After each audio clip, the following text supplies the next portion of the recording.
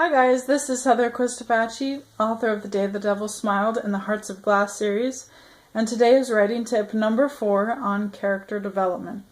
This is one of my favorite parts of writing. I love character development. It's so much fun because I just love getting to know my characters.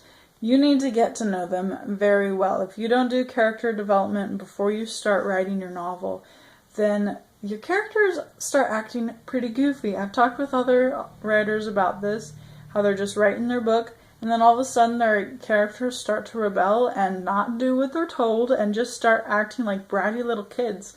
And sooner than you know, your plot's all twisted and messed up and everything's in chaos and you don't know what's going on. And that's just sad, because what's going on is that as you start writing your story, without doing forethought on your characters, the characters' personalities are going to come out during your plot. And as you write, and you'll get to know them more, and you realize that their personality doesn't match your plot and what you intended them to do. And so it just makes chaos. And so what you need to do is learn who they are. And first is to not think of characters as imaginative people up in your head that just don't have any weight and don't have any say. They're just make-believe people. And they're not. Characters, you need to view them as people who you need to get to know. It's kind of like a business deal. You're going to direct them, but they have to put in a lot of say of who they are so that you know how to properly direct them. And you do that by 3 steps. First is creating a very strategic backstory. Then you write a list of pros and cons of your character. And then my favorite, you come face to face with your character and have a conversation. No, it's not weird. It's really fun. It's weird for a little bit, then it gets fun. So first you write a backstory. And what that does is it creates a very firm foundation of who your character is.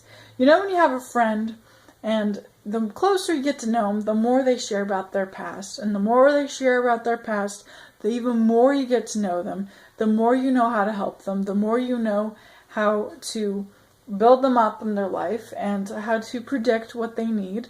And it's the same with characters. They need to have a solid foundation so that your relationship with them can just grow and for you to know who they are. For me, I usually just write a backstory for my main character, my villain, and a few side characters. But in general, I don't do it for just a lot of the characters that aren't mentioned very often. And so for like my main character and villain, I write a very rough outline of their life.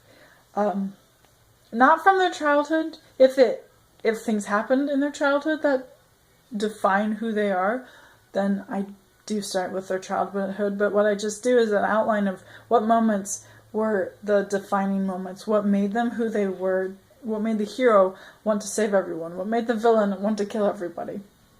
Those moments. That's what I outline. And if you want to make an outline, make a list, you want to illustrate it, if you want to write a scene of a dramatic moment in their life that changed like who they were as a character and made them into somebody better or worse if it's a villain, then go for it. Whatever works for you.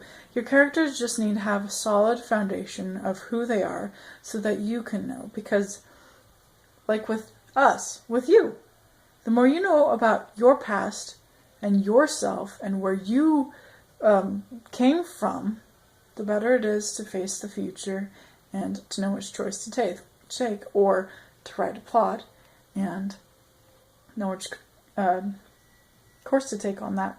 Now, when you're doing your backstory, keep your plot in mind, because you need to have things that happen in your character's life that spur them on to fulfill the plot. Like, don't have the villain do nice things and then all of a sudden he snaps and he's bad. People don't do that. Do things to the villain that make him bad, that darkens his heart, that makes him wicked against the world, or whatever your villain does. And have logical, realistic reasons.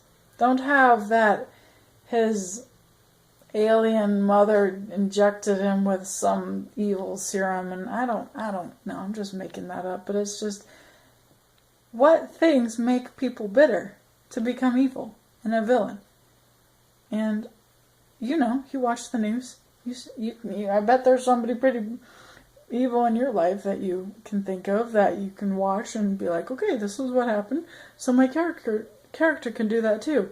And so make sure that their past can back up your plot, so it makes a good foundation for them. And so that's how you make a good backstory, and you need to know who your characters are.